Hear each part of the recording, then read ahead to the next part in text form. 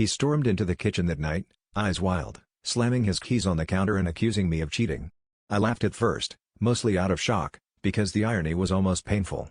We'd been fighting for weeks, every little thing sparking some new argument, but this was the first time he'd gone there, throwing words like liar and unfaithful at me like knives. I watched him pace, shouting, demanding to know who I was sneaking around with, and all I could do was stand there, numb, wondering how we'd gotten here. I tried to defend myself, but he wouldn't hear it. He hurled accusations, dredging up every late night at work, every unanswered call, like he'd been keeping score. My phone buzzed on the table. I ignored it, not wanting to give him more ammunition, but he pointed at it, daring me to answer.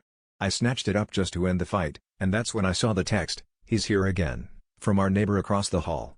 In that instant, everything clicked. The whispered phone calls, the way he'd disappear for hours, the sudden urge to control every move I made. I stared at the message, my hands shaking. He saw my face change and grabbed the phone from me, but it was too late. His secret was out. It wasn't me who was sneaking around. It was him. Our neighbor had seen him, not me, slipping into someone else's apartment when he thought I was at work. He tried to deny it, but the guilt was written all over him, and suddenly all the paranoia made sense. He'd been projecting his own betrayal onto me, turning his guilt into my supposed crime. As he crumbled, begging for forgiveness, I felt a strange mix of relief and devastation.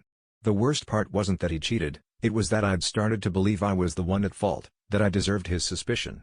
I realized I'd been fighting not just for our relationship, but for my own sanity.